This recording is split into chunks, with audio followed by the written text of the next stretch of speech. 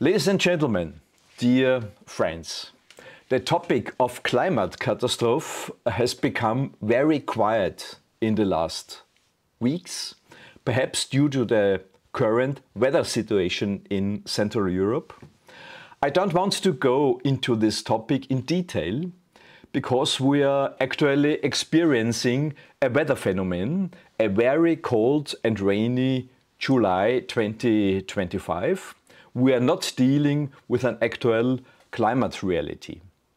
Climate is always the statistic observation of weather data for a region over the last 30 years or much more. So when we look at climate, we are always looking at the longer past. Nevertheless, I would like to show you right now the current UAH satellite data today. You can find a link to it in the video description.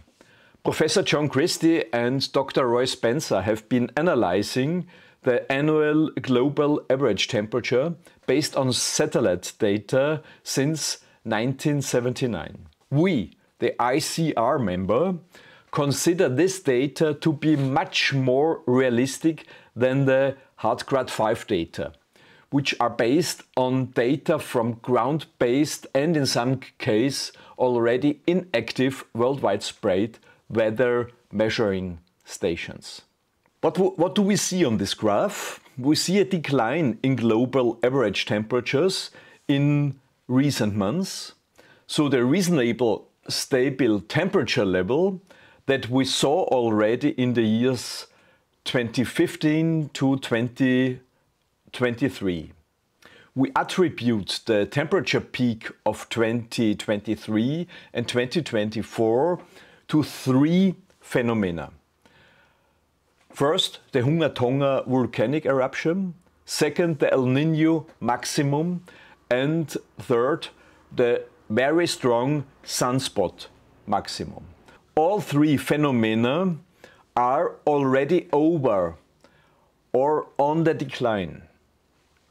But that is only a side note in this video. Against the background explained above, we had the great pleasure of talking to Dr. Chris Barnes at the invitation of our ICR member, Dr. Ernst Hammel.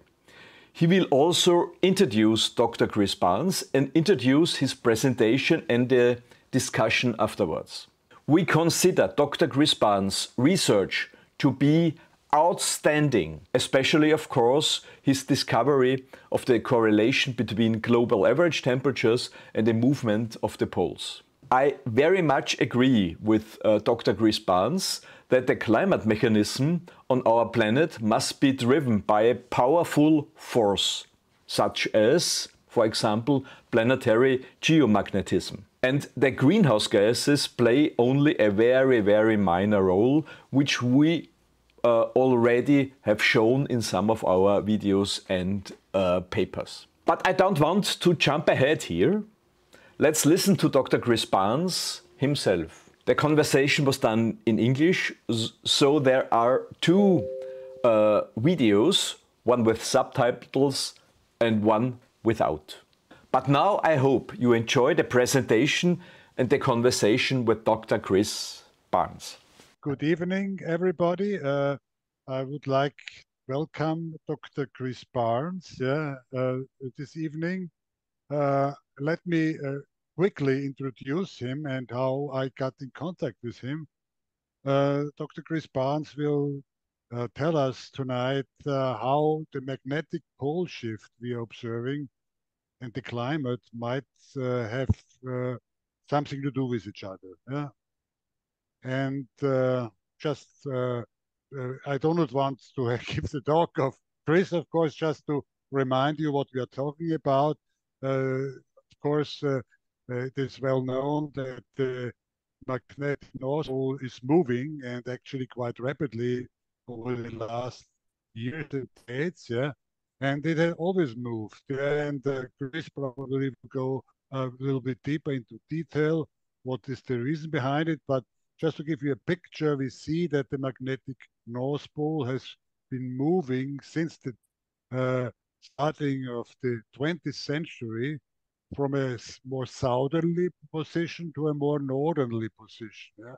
So there are several web pages where you can find this kind of movement uh, and can follow up, so to say, with the further uh, um, route of the magnetic North Pole. I think currently it's moving around 40 kilometers per year, something like that. I got in touch with Chris because I got interested in his uh, theory, more or less, that maybe what we observe as climate warming has a lot to do with this movement of the magnetic North Pole. Yeah. And he published in the meantime two papers in an open access journal. Yeah, it's this International Journal of Scientific Research, Physics and Applied Sciences. So I just want to give here the reference to these two papers. And yes, Chris also has a web page I found in the internet. So you can, if you're interested in his curriculum, you can find more information there and what he does besides climate research. So he has a lot of interests and you might be interested studying that. Yeah. Just by chance, in the recent months, there was another paper in a different field, but also a link to this topic published in Science Advances by a Chinese, I'm not sure where the other guys located, probably, uh, I don't know, exactly. I did check the uh, where the outros are really coming from. But the topic of this uh, paper was, is there a strong link between the oxygen level and the geomagnetic dipole? Yes, of course, there is a link. Yeah, that's what they uh, observed, at least since the last 540 million years. Yeah, so this interesting, and this has nothing to do with what Chris will tell us, but just to see what's the content or uh, the finding of this group. Of course, we know the geomagnetic field can strongly influence the uh, ionization and the ohmic heating which arises from solar winds. Yeah, so energetic solar particles from coronal mass ejections hit the Earth, and depending on the strength and uh, uh, the alignment of the magnetic field lines, yeah, this can have an effect, yeah, on several observables. Yeah, it is also important, of course, for protecting us from extreme ultraviolet radiation because of their indirect effects, which I just will mention. But what turned out is that the oxygen levels really uh, are seem to be correlated to this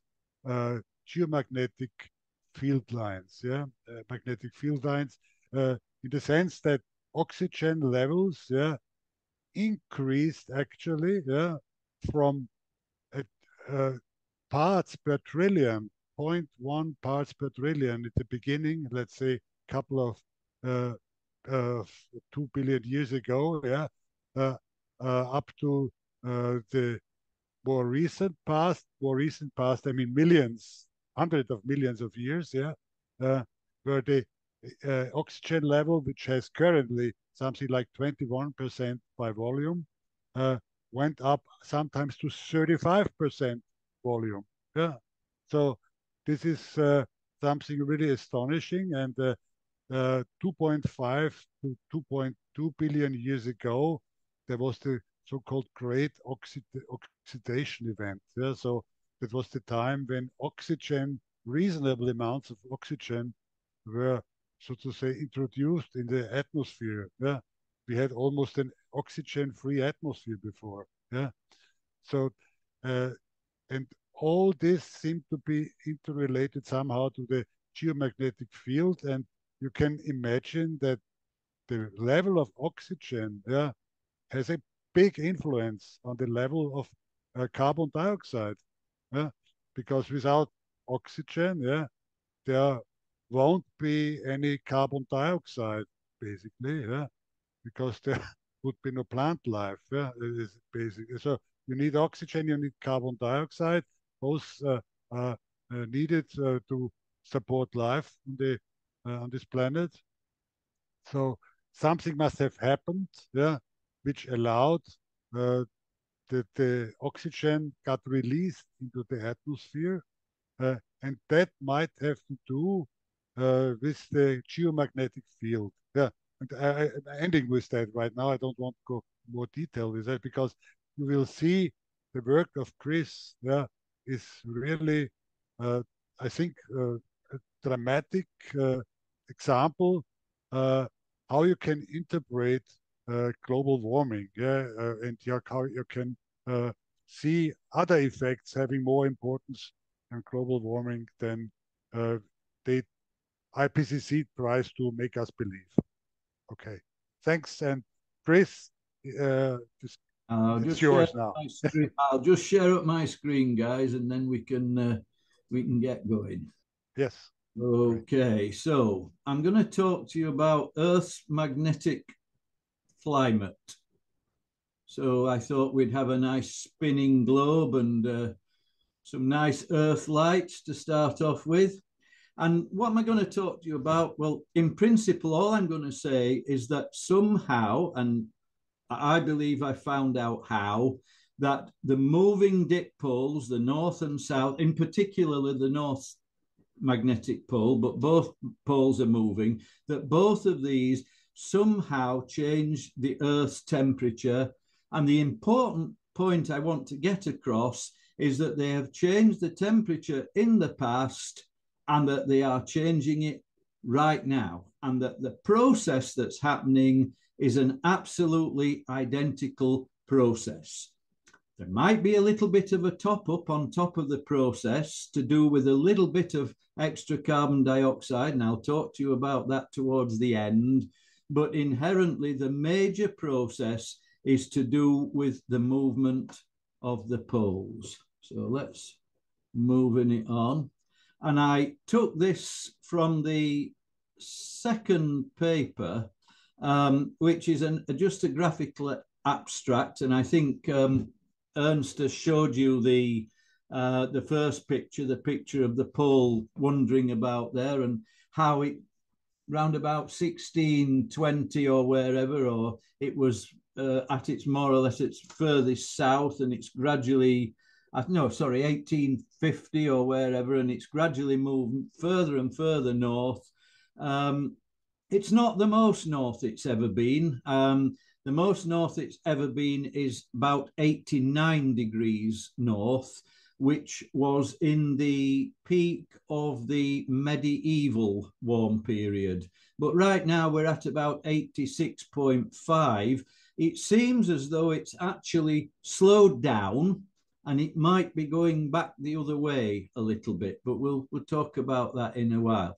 So the idea is, the summary of what I'm going to talk about is that the poles move, particle precipitation changes, which would have been Heinrich Svensmark's baby, but he was unaware of this massive effect of the poles moving. So when he wanted to look at the sunspot cycles and pick out differences between them, some of the differences were being masked out by this massive movement of the poles, which we'll talk about. So the idea is particle precipitation changes, the clouds will dissolve away, particularly the lower and the mid-level clouds. That lowers the albedo and the Earth warms up. And that is what has been observed very, very strongly by Ceres satellite data over the last 25 years or so. Now, I've been a bit dramatic here. I've said it's causing all recent warming. It's certainly causing a very, very big chunk of recent warming. And towards the end of the PowerPoint, we'll see what that chunk is compared perhaps to carbon dioxide.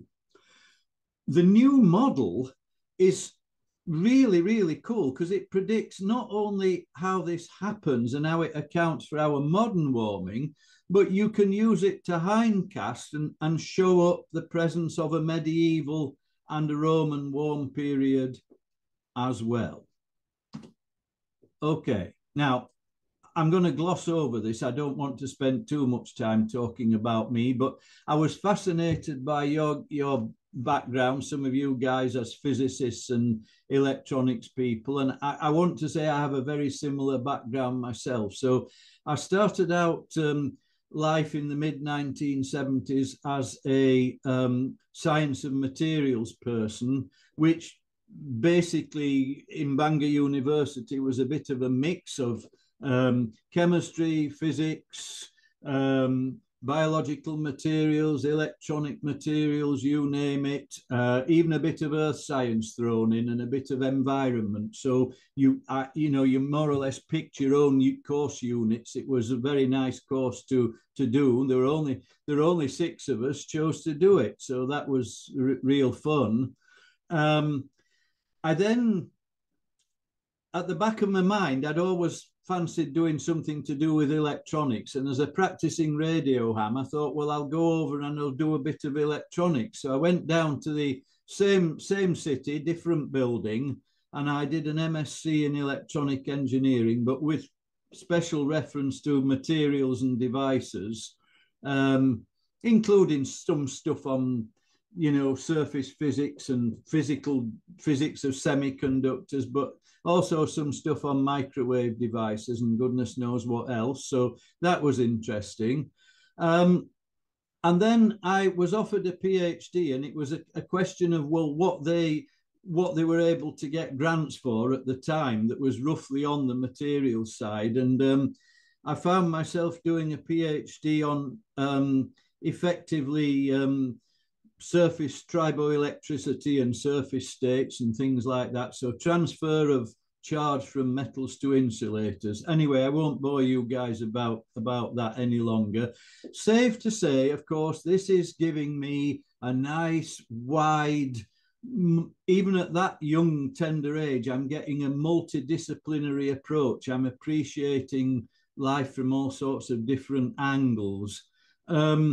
Eventually, after running my own research and consultancy business, after I did the postdoc and goodness knows what else,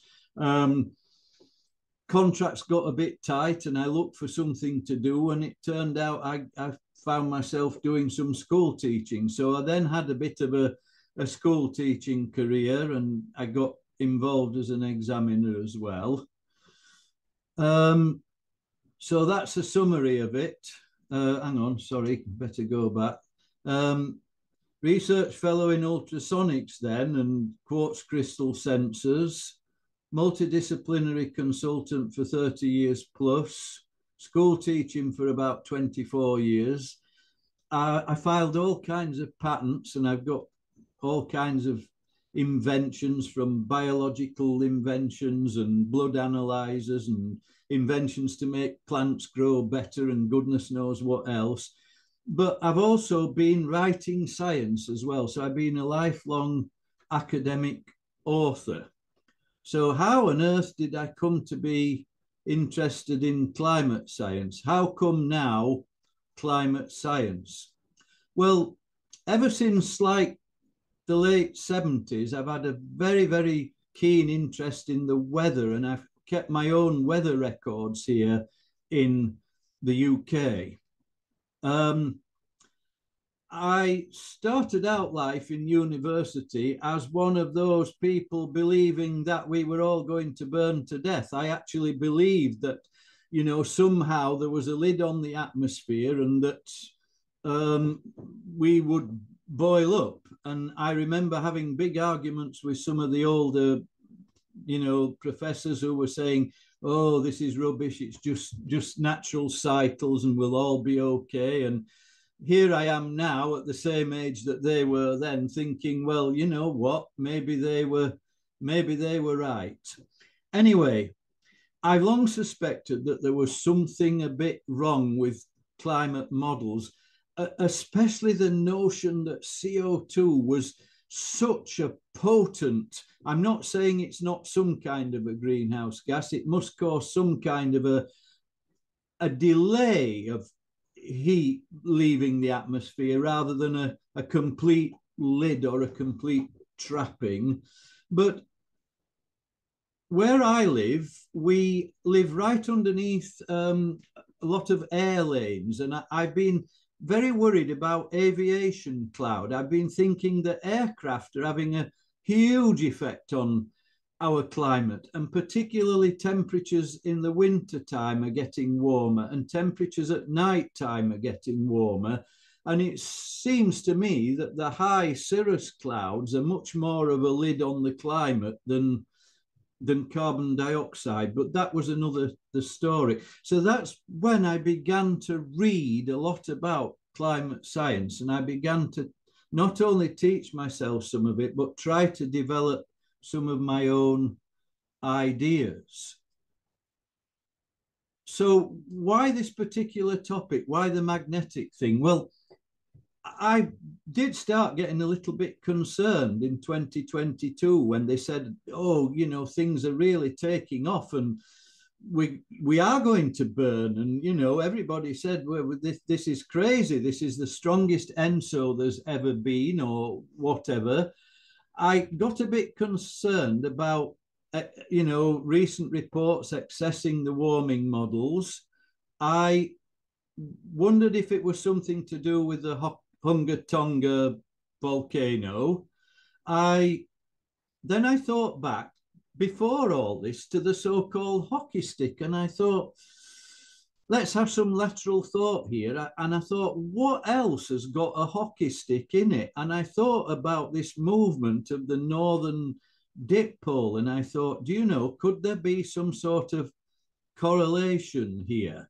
And if there is a correlation, is there a mechanism that can go with that correlation? So this next slide is entitled Temperatures Past and Present. Am I not going too fast for you guys, am I? No, not at all. It's okay. Fine. Perfect. Cool. No, it's great. A fantastic presentation. Thank you very much. So I then think, well, let's think about the temperatures past and present. And it turned out that not only was there a correlation, but which seems to be working somehow better, it actually, when I took CO2 out of the model, it pumped up the size of the medieval warm period to a respectable size, to the size it says it should be in the history books. When I had CO2 in the model, it pumped it right down. And when I took CO2 out, it pumped it up. So I thought, how can I, you know, how am I doing this? Well, what I'm doing is I'm using paleomagnetic data, and it's fairly sparse, but there is some available. The reference is St. Onge and Stoner, and it's in the paper anyway, but it's the only thing they show is a sort of a map of the globe with the positions marked on and the years AD. So I sort of interpolated every 50 years and plotted them out and stuck them into the model and hindcasted. And as you can see, you get the classic double peak medieval warm period. You get a Roman warm period. It's fairly weak, but I was reading a paper only the other day of someone who tried to use a big GCM climate model to hindcast these things, and that GCM model was also producing a very weak Roman warm period as well. So that's maybe the Roman warm period wasn't as warm as people think. I don't know, but that's possibly the only downside, but there is also an upside to that that we'll come to right at the end of the presentation. Okay, so let's move it on. Now, I had to think about this business of I'm predicting temperature. I'm predicting a temperature here, and I'm predicting a temperature from a pole shift. Is that reasonable? Well, I did a Granger causality test, and I found that latitude leads temperature by roughly about 2 years. And then I'm thinking, well, how can this be? Well, okay, maybe it takes 2 years for all the clouds to move around the Earth, or maybe there's thermal inertia in the Earth and the surface of the oceans, or maybe, you know, there are cycles, you know, there's the ENSO cycle, which can take about 3 years, and there's the QBO cycle that's about 2 years. So I think it's reasonable. It's sort of, this bit's a bit hand waving, but I think it's reasonable to include it. Okay, so let's move it on. So it's no good if you don't have a mechanism, is it? So this is, I don't think it's the Antikythera mechanism, but it's some sort of it's probably an AI generated mechanism, but here we are. The search for the mechanism. The link to me would somehow be that particles are coming down into the auroral oval. And if the auroral oval shifts northwards, then, or shifts towards Siberia or something, then the place in the atmosphere where the interactions take place must also move. And I started digging around for some references on this. And I think the two most relevant references that I found were Anderson 2014, who discuss that energetic particle precipitation has massive impacts on mesospheric ozone. And then it couldn't have come at a better time, because this Stravasteva guy actually published this right while I was writing the paper, and the paper would have been up the creek without the paddle, without Stravasteva. And Stravasteva publishes this paper, and it says, as the pole drifts, energetic particles get between 400 and 1200 kilometers higher in the atmosphere, and they move over towards Siberia, and there's a different pitch angle for these protons within this certain energy range. Now, then the final link is, how can this lot affect the clouds? Now, I know Henrik would have told us if he'd have been here, but I did a bit of research, and I found this business about energetic particle precipitation can impact cloud formation via the global electric circuit. And Tinsley and Dean did a lot of work on this way back in the 1990s. So I think the mechanism I have in mind is a combination of these three facets. Okay, so let's move it on then. Now, one has to say, okay, one has got a mechanism. Is that mechanism strong enough to create the forcing which is observed? So various people, and I'm not bothered to tell you guys about Nikolov and Zeller. I've had a lot of people, and by goodness me, they've advanced a bit. 20, they pick a spot the deliberate mistake.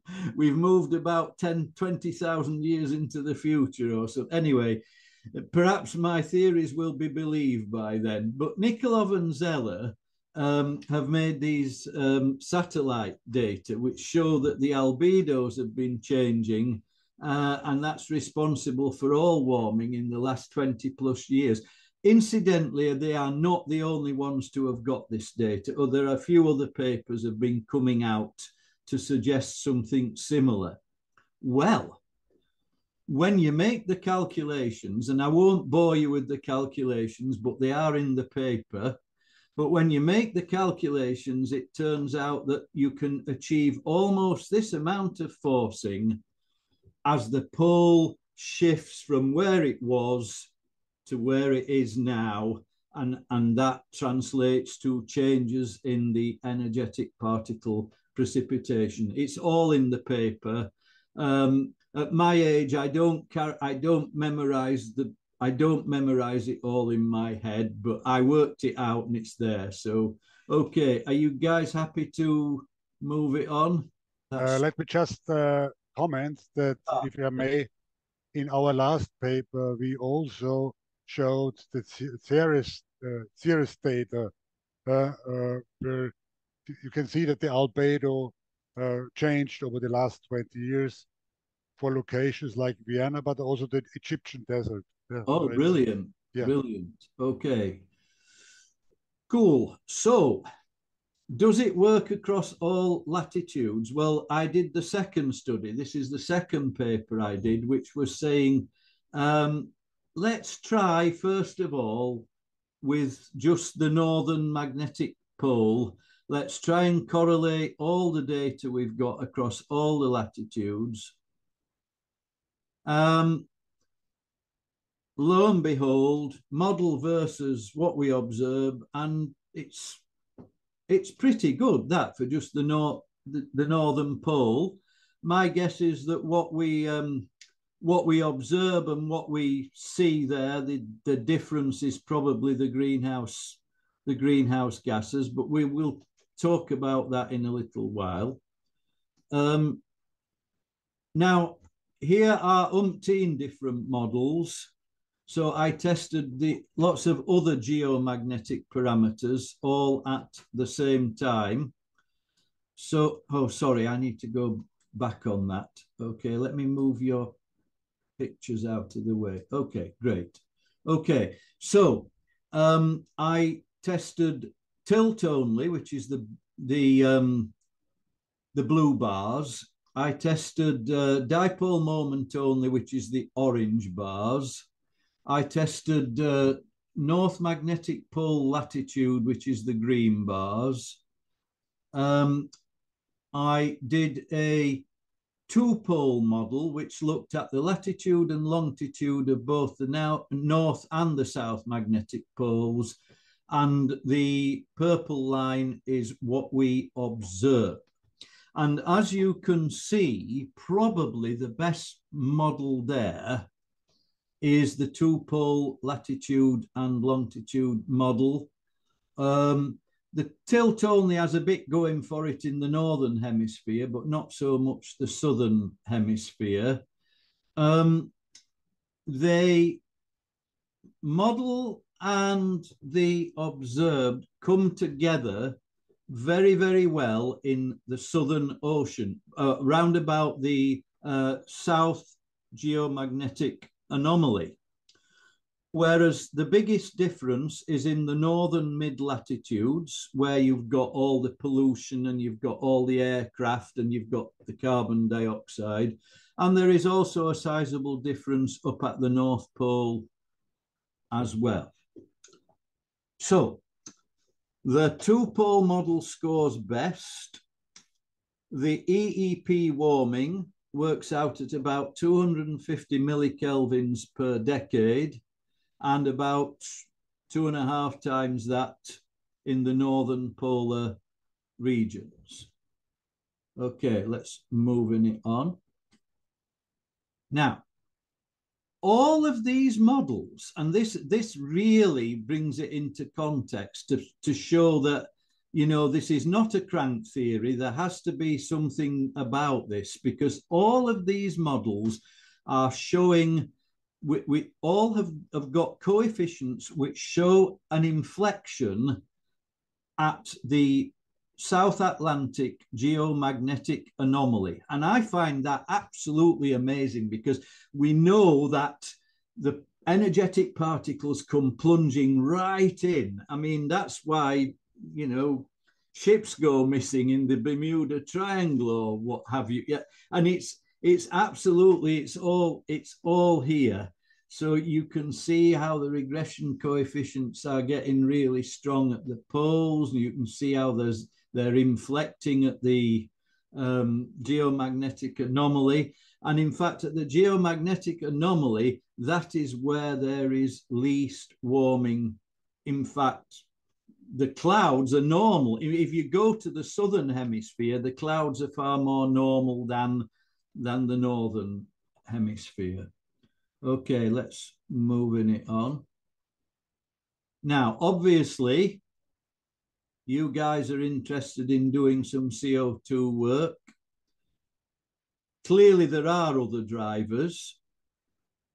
So what I have tried to do here is I've tried to look at the residuals from this model, and I've tried then to regress them against the other drivers and see what was what's affecting what really.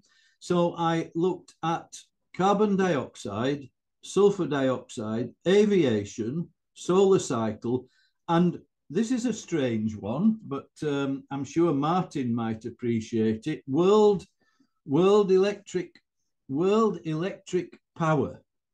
Now, why on earth world electric power? Well, I had this inclination that the power grid radiates energy, and it radiates that energy and it affects in some way the energetic particle precipitation.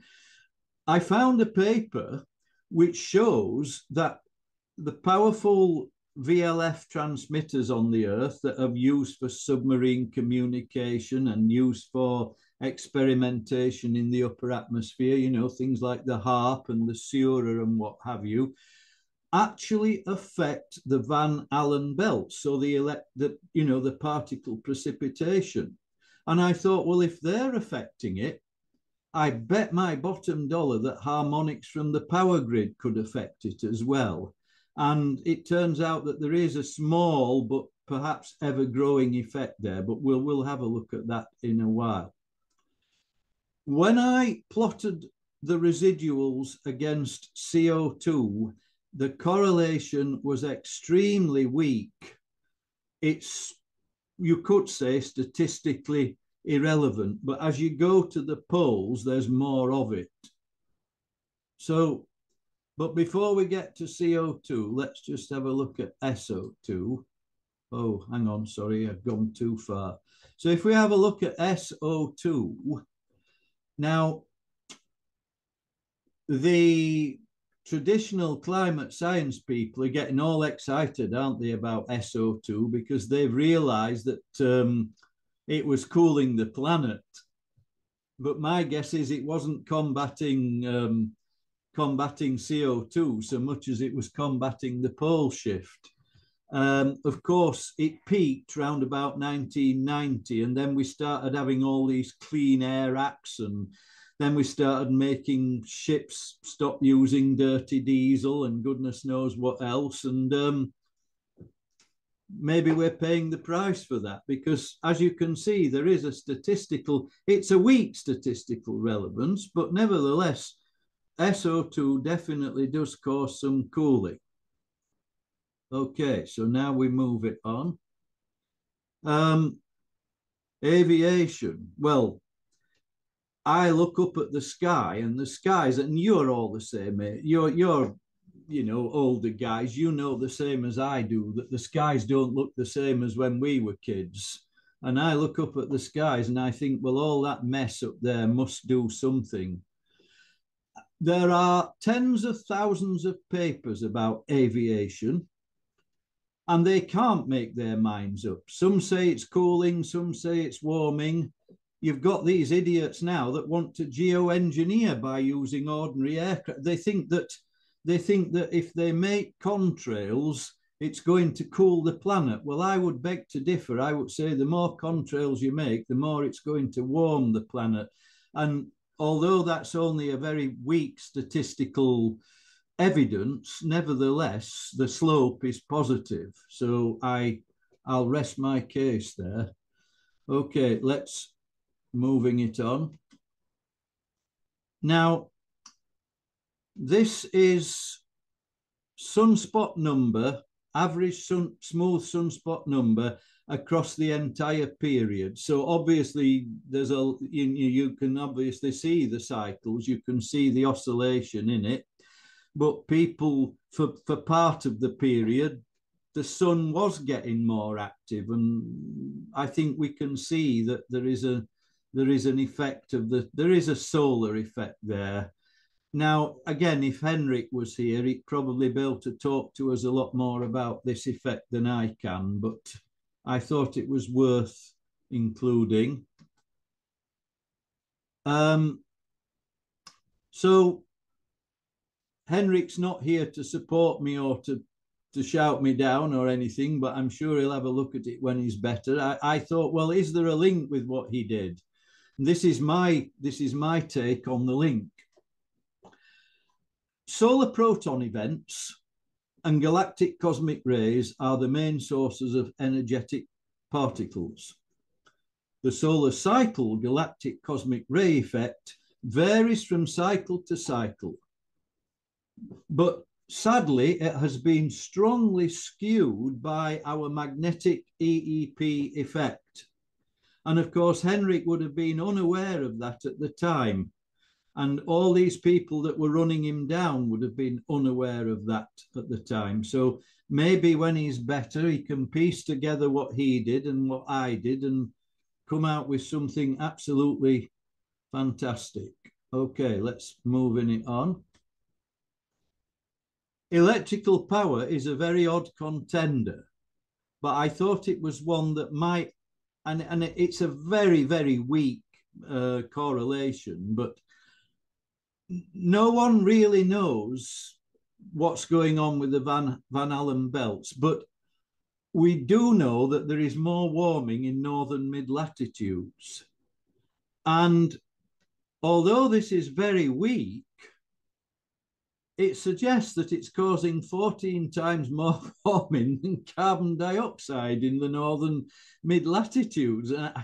And I said, why should this be? Well, there is one reference that suggests, I think it's Pronenko 2014, suggests that power line harmonic radiation is parasitic radiation from the power supply, which enters the ionosphere magnetosphere system and can impact upon the electron population in the Van Allen radiation belts. So who knows? And maybe there is a very strong case, not just for using, well, solar power, but for using off-grid solar power. Anyway, let's move it on. So here are the conclusions. Our moving magnetic poles presently change Earth's temperatures and climate and have done throughout history also. The said change is likely through the energetic precipitation particle height and position, which modulates and reduces clouds amounts and hence albedo. It accounts for huge amounts of warming on the planet. Long-term solar cycle changes have been harder to show. Further regressions of residuals show statistically weak or very irrelevant trends of positive for CO2, negative for SO2, positive for aviation, and positive for electrical power.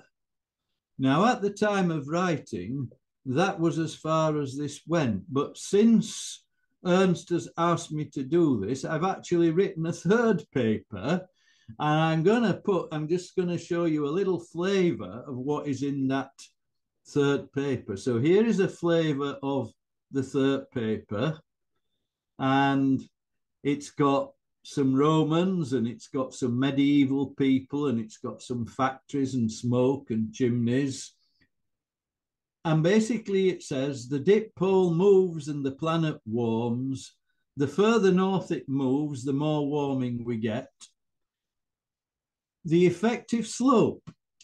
And what I've done here is I've looked at data which was out there.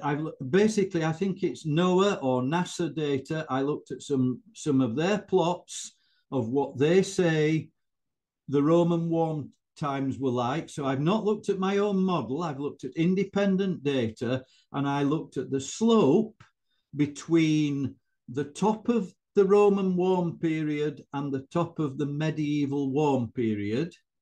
I calculated that slope in terms of degrees of pole shift, and that slope turns out to be 67 millikelvins per degree. I then looked at our modern warming, and the slope of our modern warming is 74 millikelvins per degree. And I then suggest that perhaps the difference is due to greenhouse gases and perhaps predominantly CO2, but there could be others in there as well. And that this will allow me to make some kind of estimate of climate sensitivity. Okay, so what have I done next? This is fascinating. Okay. The two weird yellow blobs that don't fall on the line on the large part of the diagram on the top left, that is the X2 plot. That is the pole shift plot. Can you see what's happening? They are the yellow blobs generated by the medieval warm period and the Roman warm period. And the slope is more or less parallel to the slope for modern warming. Now, if we were to say, what would CO2 do? Well, hang on.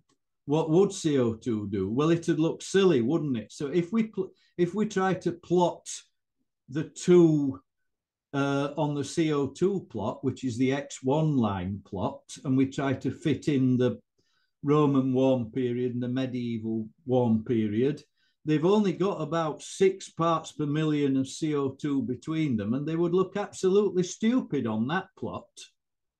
So I think I more or less rest my case. When you run it through a multi-regression analyzer, it tells you that both are significant drivers.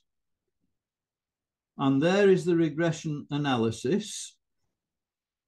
X1 is carbon dioxide, so you multiply that little tiny number by the ppm. X2 is the pole shift, so you multiply that by the pole shift. And when you do that for modern warming, it tells you that you've got something like 750 millikelvins or 0.75 of a degree due to the pole shift, and about 0.35 of a degree due to the carbon dioxide. Now, I've had to play around with this algorithm. I haven't logged it down, but I'm holding a piece of paper here with some other results on.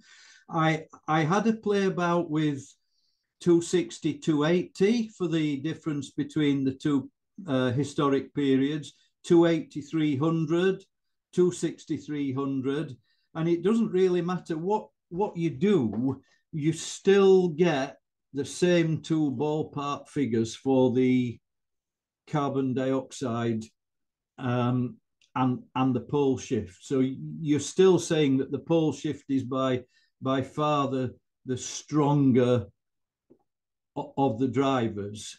You can see that they're both pretty powerful regression coefficients if you look at the X1 and the X2 there. Okay, so I think hope you've enjoyed yourself, guys. Definitely. Thank you, Chris. It was fantastic.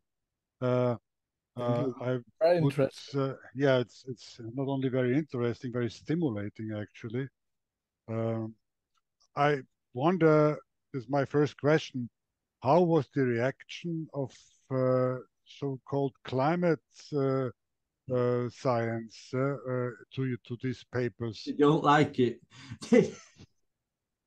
they they don't like it, but they can't answer it. But I have spoken to a gentleman who is a retired chemist, a reader in chemistry in our local university. I won't mention his name because he is very nervous for political reasons.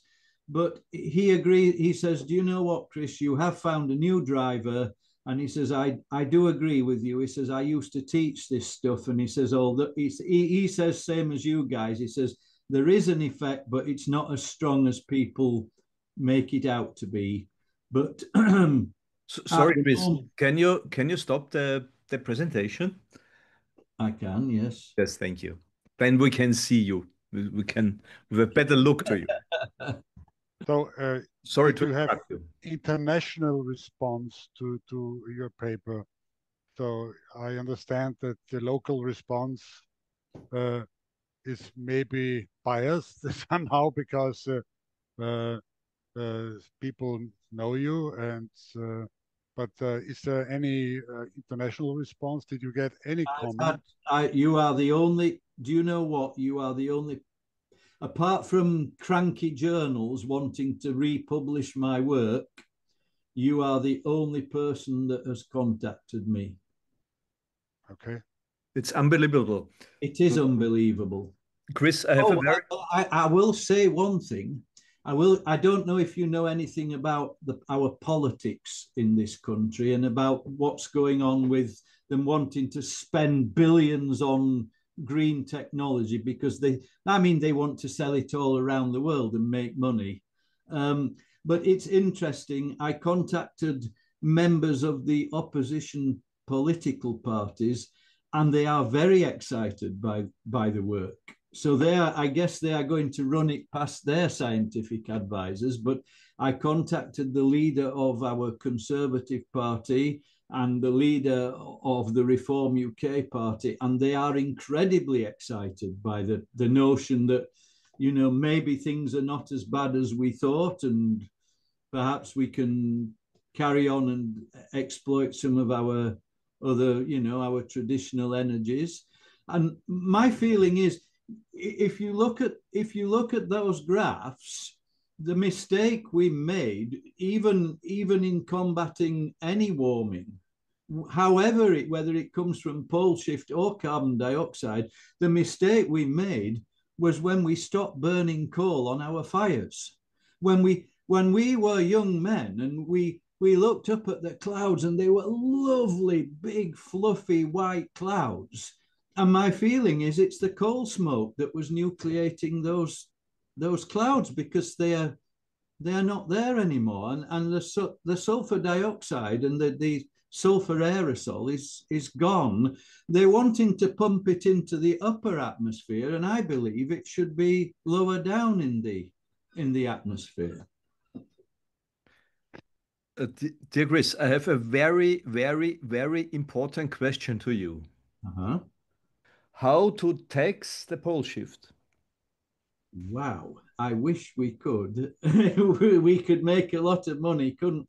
But when it comes back the other way, we get the money back. So maybe it's just an investment bank, I guess. Great, yeah. So, but answer. Is this maybe the reason why your research is not so popular? Yeah. So people are not so interested in your research? It could be. Yeah, it could be. But this is political, isn't it?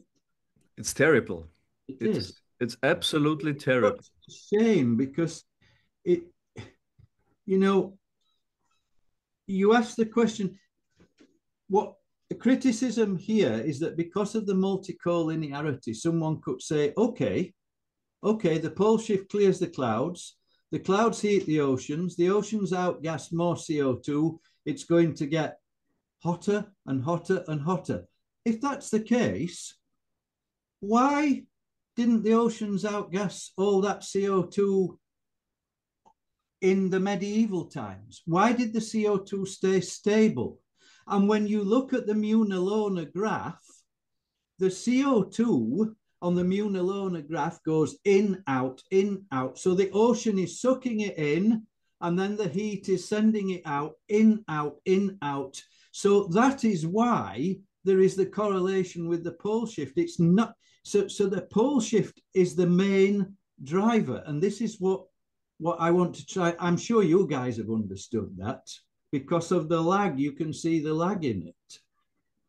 Absolutely. We don't have real valid direct data about the CO2 content in the, let's say, evil warm period. Yeah. So, well, we have the ice core data from Greenland, which are more recent. Yes. But they all are just average data. They are not year by year. Yeah. Data. Yeah. I see what you're saying. So we have only proxy data, more or less. Yeah. And so this part is not completely answered, after my opinion. Yeah. CO2 content was really in these times. Yeah. Because we have average data over a long period. I understand. So you're saying we don't really know for sure. Did it in, out, in, out? Yes. Yeah. Or by how much did it in? Yeah, but my guess is at the end of the period, if you look at the medieval warm period, it lasted rather long. I mean, it lasted long enough. You would have thought that by the end of that period, there would have been large accumulations of CO2 in the atmosphere. Why do we not see that in the ice cores? Are we saying that the sea was capable of taking those large accumulations immediately back again, but the sea is not capable now because we're just pumping willy-nilly more and more into the atmosphere? I mean, you see where I'm coming from? Yeah, of course. Yeah. So the equilibrium was disturbed. Yeah. Right. Or is disturbed right now. But if we don't see CO2 as the main driver of the climate, this would not matter so much. Yeah. So this is what I think this is what I'm hoping to see, and it's early days yet because of the 3-year delay. But what I would expect to see is a stabilization as the pole now is moving back south. We would expect to see a stabilization. Now, if you do the two plots, if you do the pole shift plot, you see it's starting to curve over and stabilize. If you do the CO2 plot, you just see it going absolutely crazy. Yeah. Now, one has to be true, and within the next 2 years or so, I think we will really know. One of the problems is that I only plotted the work until 2020. I purposely did not go beyond 2020, knowing about A, the Hunga Tonga, and B, the ship's, the ship fuel business. Yeah. You've got a knock-on effect from both of those. But reading, I'm not an expert on volcanism, but reading up about what I've read about volcanic activity and the climate, many volcanic eruptions cause a warming of 2 or 3 years, followed by then about 6 or 8 years of dramatic cooling if they are the big, very big eruptions. So maybe this will follow. And then you've got the problem then is it the volcanic eruption or is it the pole shift? But well, the Hunga Tonga was slightly different because it was mainly water vapor. Yeah. So there was not a lot of dust. Not a lot of SO2 and not a lot of carbon. So if it's water vapor, my guess is it's just going to cause a couple of years of warming and then end of. Yes, that we see that already actually in the satellite data. Yeah. So it's falling already. Yeah. If you look at the University of Alabama satellite data. You see already the falling trend in the temperatures, in the global temperatures. Yeah. Yeah. Okay. Well, if it's falling, that's good. That's good news. And maybe we compare notes in 2 or 3 years' time. Maybe we'll be in the freezer by then. Who knows? I wrote another paper. I just on my website somewhere some years ago when I was looking at the length of different solar cycles, and I noted that when you have you get these strange effects when you have either a very short solar cycle or a very long solar cycle, and I noted that we get here in the UK, we seem to get the hottest summers and the coldest winters about plus or minus 2 years from the solar maximum. So who knows, in a couple of years' time, we might get some really, really cold winters. Who knows anyway? And any more questions, guys? Because I'm just about exhausted. Yeah. Well, one question I have, definitely a technical question. If the pole, shifts to the north, towards the north, are we talking about a more drier atmosphere in the north than in the south? Yeah, the humidity in the south is definitely higher than the humidity in the north. So, if you have, so to say, the magnetic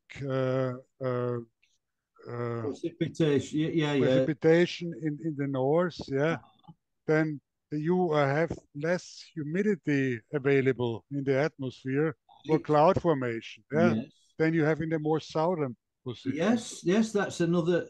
Yes, that's. But I mean, the initiation process is much high. The initiation process is way up in the ionosphere. It's what drips down. It's the chemistry and the physics that drips down. But secondary effect. The secondary effect would be humidity dependent. Yes, I take your point there. Yeah.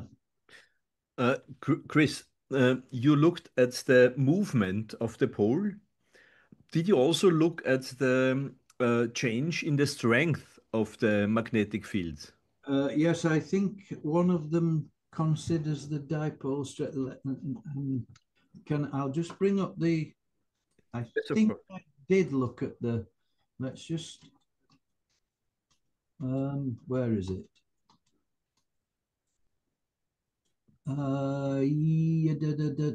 Dipole moment. Here we are. Can we see the slide? Okay.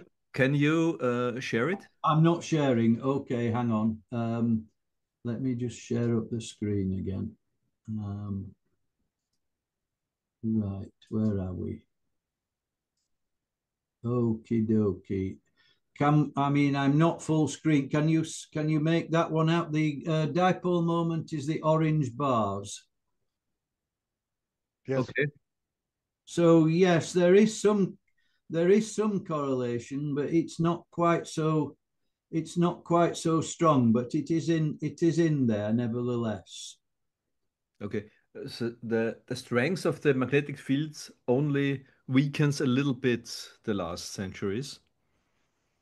So maybe that's one of the reasons. That effect, you cannot see that. Yeah, I think so. I mean, the strength will affect the magnetic reconnection. I think perhaps it's the position that the precipitation takes place is perhaps more crucial than maybe the strength, because of course the strength of the sun, the interplanetary field is also changing, as well as the dipole moment, and that's something I haven't considered. I see. Thank you very much. And my last question is, it was very interesting for me to hear that you also consider an effect of power supply lines. You are right. I was very interesting for me. Um, uh, you know, the EXH vector is the so-called pointing vector, Yes, yes, and the um, pointing vector shows the direction of the energy supply. yes. Um, and of course, along the movement of the Power point Yeah. vector, there are losses. So so do you consider the losses which make an effect? Mm. It's not something I've considered, but yeah, certainly, certainly there are losses. Certainly there are huge losses to space from the power. I mean, you can detect power line harmonic radiation, and it actually affects things like the chorus frequency. It affects it affects all sorts of frequencies from that you pick up from space. So yeah, I guess so. I mean, I actually reckon that I reckon I've actually picked up harmonics of the. I've played around with I've played around with Spectrum Lab and antennas and things, and Yep. I reckon I've picked up harmonics of the US power grid and stuff like that. So yeah, yeah, I'm sure that you're getting all sorts of interplay between the UK and the US power grid and the harmonics and goodness knows what else. Okay. I have two last questions. I hope they're the last questions. First, to the last top, referring to the last topic, the global power grid, if you like, yeah, or the global electric power consumption. I mean, you considered only the radiation as a possible source of uh, uh, disturbing, let's say, the uh, atmospheric uh, uh, cloud Yeah, formation yeah. Were you going to situation. say why didn't I consider the carbon dioxide? Are you? No, no, no, no, no.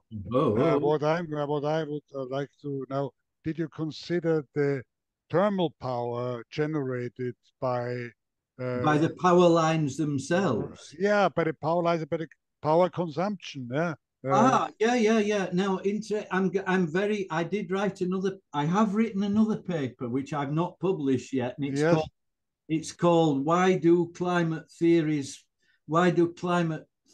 fail? And it's got a lot of stuff about the thermal power. It's got a lot of stuff about waste heat. yeah, And exactly, yeah, um, when they're talking to us about urban heat islands, and they're saying yes, all this stuff about the sun warms up the concrete, and that is an urban heat island. And I am thinking, well, goodness me, everything has got waste heat. The electricity supply industry, everything that we are doing now yes, is generating waste heat. And even if you forget any heat trapping by any greenhouse gases, the planet has got a relatively fixed adiabatic lapse rate.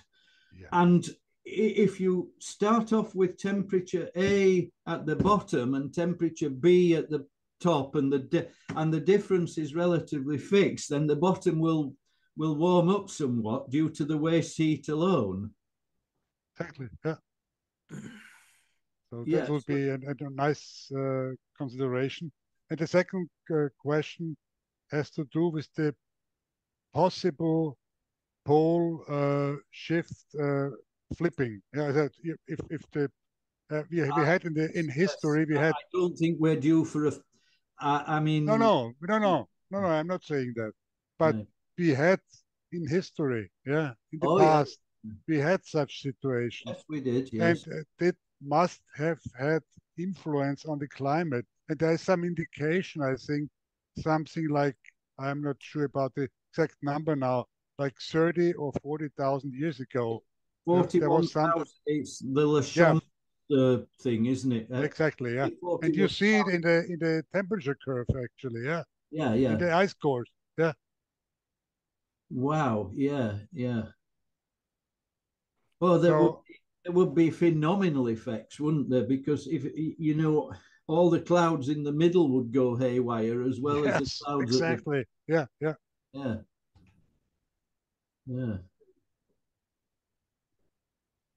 Wow. Well, Okay. Any more for any more? Oh, I see the cat's back again. I was always there listening. Cool. Dear Chris, I hope we can keep in touch Me too. and we can exchange our research. What and of course you are all the time invited in our regular meetings we have. It would be a pleasure for me, and I hope for all other guys in the definitely, group, yeah. Yeah. uh, Oh, if you how would often join. are you having meetings?